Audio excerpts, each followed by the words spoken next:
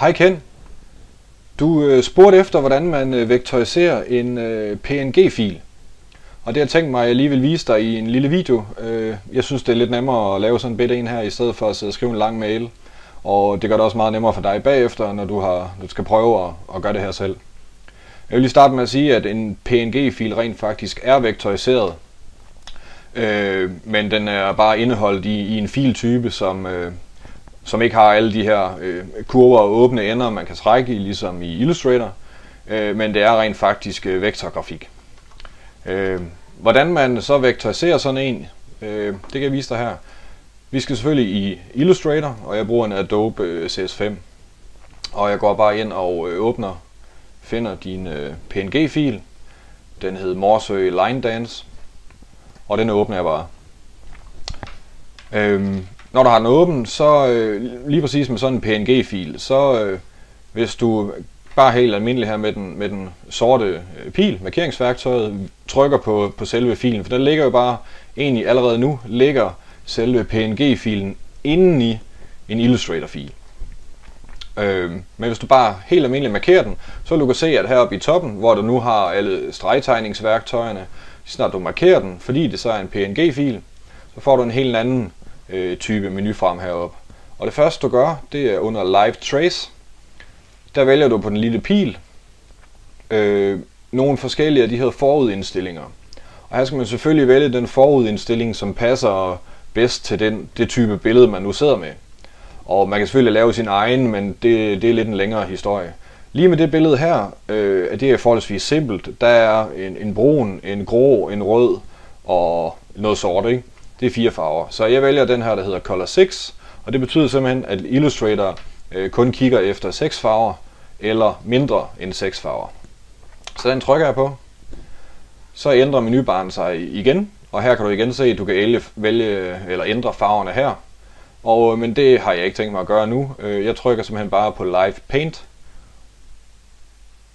Og så er din vektor PNG-fil konverteret til en PNG-fil, der kan rettes i Illustrator. Det næste jeg så lige plejer at gøre, det er, at du kan tydeligvis se, at du har en hvid baggrund her, og den sletter jeg simpelthen bare med at markere den med den hvide pil. Sletter den på Delete-knappen, og det er jo det.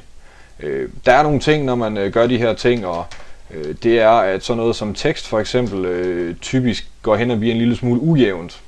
Og vi kan blandt andet se lige her, der har du en rest, noget brun farve, og i hvert fald når det gælder tekst, så plejer jeg lige at gå ind og slette dem, og der bruger jeg igen den hvide pil, og så render jeg lige teksten igennem her og fjerner de her farvede, hvad kan man kalde det, små skygger, der sidder her, som simpelthen er et eller andet sted. Det er vel fordi, at Illustrator ikke har gjort sit job godt nok, men ja, jeg synes nu, at det blev et fint nok resultat, det her. Men alt andet lige, så render jeg altid lige, i hvert fald tekst igennem, for tekst har det med at, se, der var en lille en der også. Tekst har det med at stå helt alene for sig selv. Hvad det gælder selve tegningen har, så går jeg ikke ind og retter sådan noget til. Det er sådan, som det er. Og det er jo også en tegning. Der var en lille en ting her på A'et, den var der. Så sletter jeg den. Som regel så plejer jeg også altid lige, og det er som bare gammel vane, altid når jeg har lavet sådan en vektorisering her, tager jeg lige og laver et nyt lag hernede på Create New Layer. Og så vælger jeg igen med den sorte pil. Vælger jeg simpelthen hele tegningen her. Og så kan du se, at der bliver en blå prik heroppe, og den prik flytter jeg simpelthen op på det røde lag. Og så kan jeg slette det nederste. Så er jeg sikker på, at jeg ikke har nogen rester hængende, som måske ikke skulle være der. Og til sidst, så er det simpelthen bare gem som, eller save as. Og den vælger her helt automatisk Adobe Illustrator AI. Og jeg trykker gem, og jeg har allerede gemt den i forvejen, for jeg har rent faktisk sendt den til dig. Og jeg trykker på gem. Og det var sådan set det. Så skulle den være til at rette i og til at arbejde med. Jeg håber, det kunne bruges, Ken. Ellers så må du give lyd, så skal jeg se, om jeg kan hjælpe dig med noget andet.